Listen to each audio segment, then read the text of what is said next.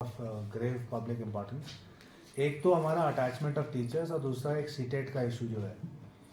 Attachment of teachers में जैसे आपको पता है कि लेह और कारगिल दोनों डिस्ट्रिक्ट्स में जितने भी अटैच्ड टीचिंग और नॉन टीचिंग स्टाफ थे जो अपनी ओरिजिनल प्लेस ऑफ पोस्टिंग पे ना होते हुए किसी और जगह अटैच थे, उनको हमने डिटैच किया है और सब ने अपनी पुरानी जगहों पर रिपोर्ट कर लिया है।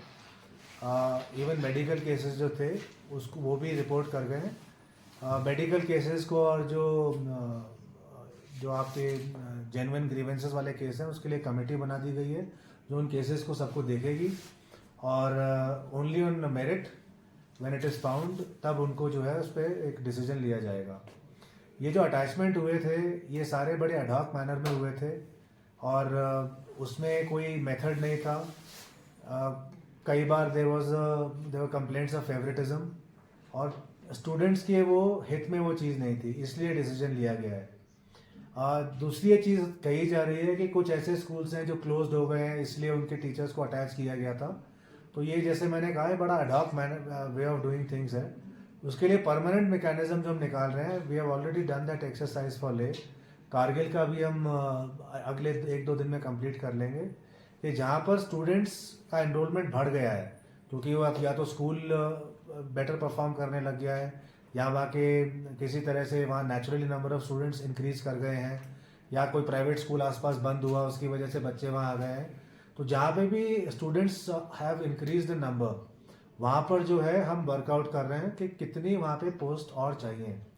तो वी विल एक एडहॉक मैनर को छोड़ के एक permanent way of transfer of post ही करेंगे and once post are transferred then transparent method से जिसमें पिक एंड चूज नहीं होगा, जिसमें ट्रांसफर पॉलिसी भी एप्लीकेबल होगी, फिर टीचर्स को वहाँ कॉम्पिटेंट अथॉरिटी पोस्ट कर पाएगी। कई ऐसे लोग थे जो नॉन टीचिंग स्टाफ जो ऑफिस में अटैच थे जो जबकि वो टीचिंग में होना चाहिए था। अगर नॉन टीचिंग स्टाफ है तो वो ऑफिस में अटैच होने के अलावा कहीं और भी किसी के घरों में भी अटैच थे।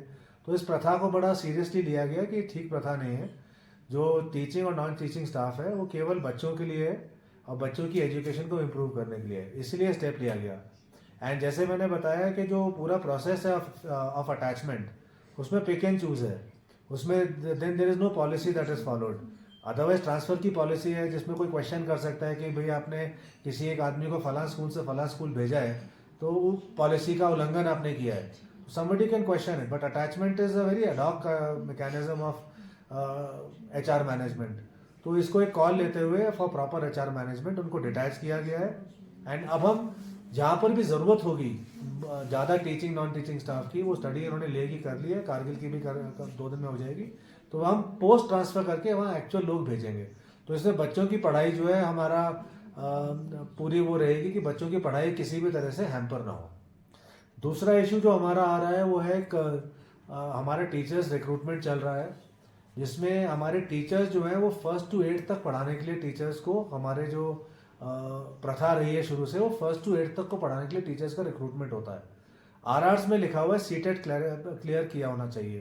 तो उसमें कन्फ्यूजन हुआ था कि सीटेट 1 होना चाहिए या सीटेट 2 होना चाहिए।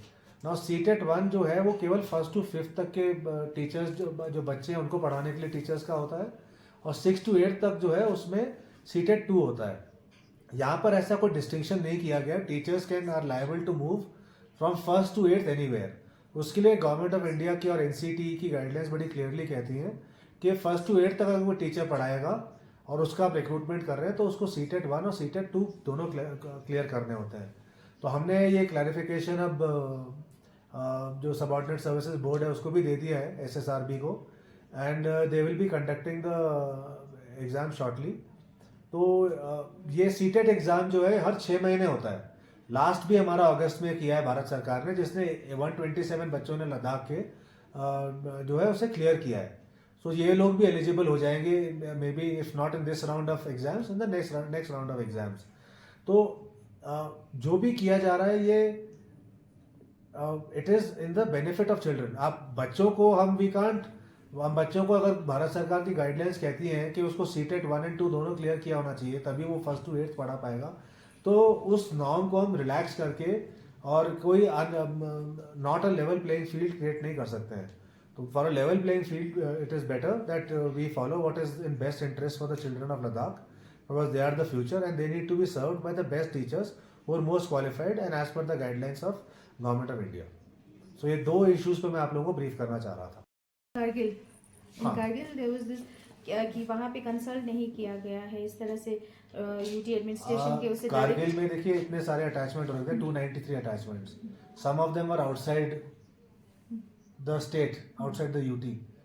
सो जैसे मैंने कहा कि कोई आया, कोई किसी को जानता है, उसको कहीं पोस्ट कर दिया, अटैच कर दिया, सैलरी अपनी ओरिजिनल जगह से ले रहा है. तो that is a very adhoc and poor way of managing HR. आपके अच्छे स्कूल आप कुछ बताए जा रहे हैं जो मॉडल स्कूल्स हैं, जो स्कूल्स में एनरोलमेंट बढ़ गया है, तो एडमिनिस्ट्रेशन उसका पूरा कॉग्निजेंस लेगी. वहाँ अगर एक्स पोस्ट क्रिएटेड थी या कुछ पोस्ट क्रिएटेड थी और उनको और पोस्ट चाहिए, तो हम जो है उसका एग्जामिन करके वहाँ पोस्ट जो है बढ़ाएंगे. एक बार पोस्ट बढ़ जाएगी फिर वहाँ टीचर जो है हम शिफ्ट कर देंगे, ताकि रेगुलर सैलरी भी वहीं से लें, इंस्टेड ऑफ कि वो काम तो लद्दाख के बाहर कर रहा है और सैलरी किसी यहाँ से ले रहा है. तो ऐसे भी बहुत केस हैं. कुछ लोग जो है ऑफिस में काम कर रहे हैं, ऑफिसर्स की ऑफिस में काम कर रहे हैं, कहीं और काम कर रहे हैं, तो वो बड़ा एक गलत मैसेज भी देता है कि बच्चों को हम टीचर्स ना देके हम उसे उनको यूज़ कर रहे हैं फॉर सम अदर पर्पस. तो उसका द होल ऑब्जेक्टिव इज कि for best education of the children सारी एफर्ट उस डायरेक्शन में होगी कि बच्चों की पढ़ाई जो है इम्पैक्ट नहीं होगी. सर एग्जाम का टाइम भी चल रहा है तो इसमें this exercise will finish in the next 5 to 6 days. Kargil का पोस्ट वहाँ बना के कि इतनी पोस्टें यहाँ पे इस स्कूल में ज़रूरत है, वहाँ करा के then we'll request the competent authority कि वहाँ पे आप अब as per transfer policy you can post people.